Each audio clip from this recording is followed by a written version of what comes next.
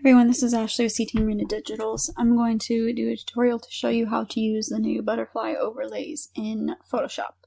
I already have open my images that I want to use. I'm going to go up to File and Place Embedded. You would navigate to the folder where your overlays are saved. And I'm going to go ahead and select one that I want to use. And these are transparent PNG files, so they will be transparent. It is not the one I wanted to use. So I simply just, since I'm using the place embedded, it's a smart object, you can just right click it and replace contents. You can easily switch between your overlays that way to find out which one works better. I did make numerous different colors, but I'm going to show you how to change the colors too in Photoshop. I did this image once before, and there was one that I used, and I can't remember which one it was. I'm just going to grab this one, just because I want to use a beige color. These ones are a little bit more white. I think this was the one. And then you would resize.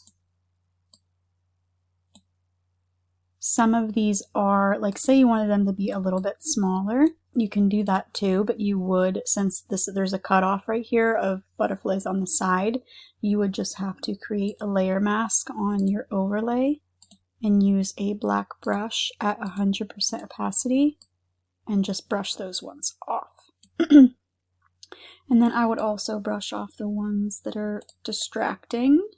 I kind of like this one right here. And I want to make these a little bit bigger. I kind of like that one right there, but you could brush that one off too if you wanted to.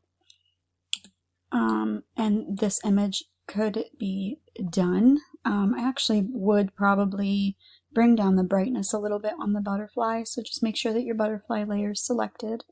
I would go up to brightness and contrast and create a clipping mask by pressing this right here. And then bring down the brightness a little bit on those. I don't want to really bring down the brightness on those, so I would just brush, my layer mask is selected already, I would just use my black brush to just brush that off of those ones, because I don't want to bring the brightness down on those. Another way you could do it is add a curves layer, and you can play around with your curves layer too to get that how you want it. Now you could leave it like this, or and you can even move them. Like if you click on your butterfly layer, I'm actually going to merge these real quick so it's one layer again. You can even grab them with your marquee tool and move it to a different place, because of course I can't possibly make overlays for every specific image everybody does, so you might want to move some of them around or brush some of them off. There's a lot of different ways you can use them if they're not exactly how you want them to be. You can duplicate, like if you want like another butterfly of this one, you can just go over it with your marquee tool, edit, copy, edit, and paste, and then you can resize it and drag it and turn it wherever you want it to be. So that's a way to use them resized. You can overlay a completely different overlay. So if you went up to File and Place Embedded again, and just selected a different one, resize, and you could add more dimension with that one. It's pretty. So that's a way to resize, duplicate certain ones, erase and move butterflies if you want. Adds a lot to that image. If I go ahead and merge all these, that's before and after. I would probably get rid of these blurry ones right here too. Okay. This one, so she was wearing a mint dress. I color changed it to blue. I do have a color change action in the shop too. If you can search for that in the shop. So this one I'm going to use a blue, and so this one I want more of like a peek through effect. So some of them have different depths of field already. Like if I wanted a shooting through effect like these, the ones up close and blurred would be like closer to the camera. This is actually a really pretty one for this image too. But I actually used a different one. So I would create a layer mask on this and brush off some of the butterflies that were too distracting. Again, like if you wanted the butterflies to be a lot smaller and you didn't want these blurred ones here, you could just simply create a layer mask and erase the ones on the edge. Some of them I made small butterflies for this. This photo's pretty zoomed out. But this overlay would probably be better for an image that was a lot more cropped in on the subject, but you can still play with it.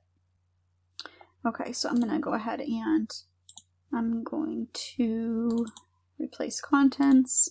So I want to use this one. And now again, this one's, I think, probably better for a close-up image because once you stretch it out, the butterflies are pretty big, and obviously that's not very realistic. So I would just go ahead and go up to Filter, Blur, and Gaussian Blur, and I would just blur all of them for kind of a peek through effect, kind of like what I do with my floral branches. Those are also in the shop. Those have been pretty popular lately.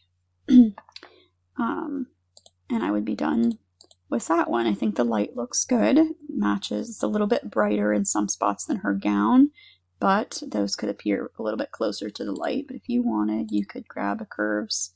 Make sure you do that clipping mask and drag them down a little bit to make them a little bit darker. Okay, and now this one. File, place embedded. I'm going to use a purple, which I'm going to use this one. Okay, I'm going to go ahead and resize.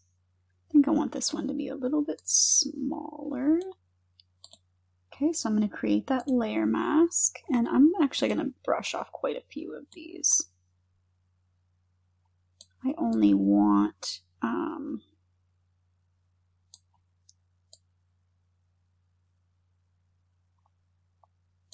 I like the layout of this one, but I don't want as many butterflies on here as this one has. Some of the really big ones. I'm going to add a reflection to that again, so I'll get rid of that one. And as you can see, that makes a huge difference just from doing that. Okay, and now this purple is a lot more saturated than the purples in my image, so I'm just going to go add a hue saturation layer and make sure I check that box for the clipping mask, and then I'm going to drag down my saturation just a little bit. I think the lighting looks okay. Another thing you can do is if you click on your overlay and you add another layer on multiply, you can grab that purple by holding down Alt, and you can kind of paint in the darker color, like on the side that the shadow would be. Or you can also just click on your overlay layer and use your dodge and burn tools to kind of add, since it's a smart object, it's just going to say that you have to rasterize it. Just press OK. And then it won't be a smart object anymore, so you wouldn't be able to right click it and replace contents, but you can simply right click it and convert to smart object again if you want to be able to continue switching between them. But you can use your burn tool to kind of burn parts of it that you want. I don't like to do that as much as using multiply because it changes the color, and I don't like that it does that. You can mess with your exposure up here too, and that will help. But I'm going to go back. I don't want to use my burn tool on those. That's just another option. So I'm going to use my multiply.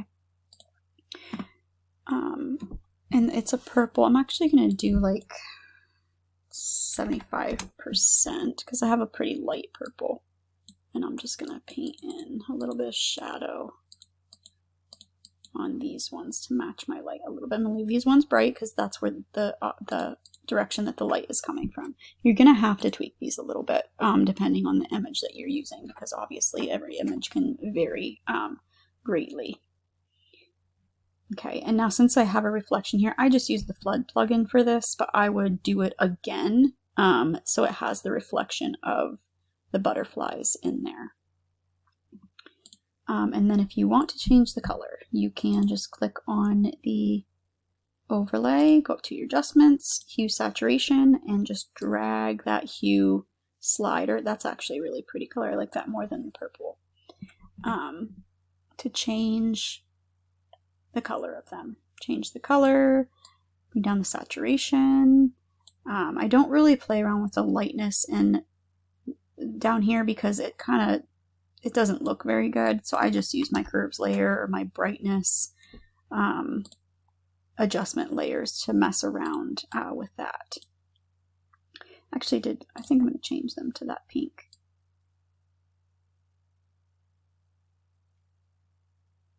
That's pretty. And then you can also, if you want to get creative, you can add completely different colors together.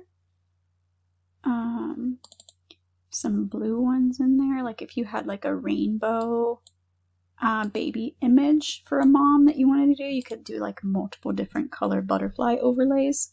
And again, you would just have to kind of create a new layer, create that clipping mask, multiply blending mode, hold down Alt and grab that blue, and then just paint in some of the shadows. Some of the shadows where you're needing them. And I would lower the saturation on those too. But yeah, so those are multiple different ways to use them. If you want to add a little bit more blur, like if I zoom in, this one is very sharp. You could just grab your blur tool, make sure you're on your overlay layer. It's just going to ostracize it again. Just click OK. You could use your blur tool to blur some of them out if you don't want them in focus as much as they are. Like I said, I did it to have variety in all the different overlays, but you can tweak it to your liking. I personally wouldn't keep the blue ones in here. I would just keep the pink or purple to match the backdrop. But that is an option. Photographer, would love for you to join my group on Facebook. It is linked in the description.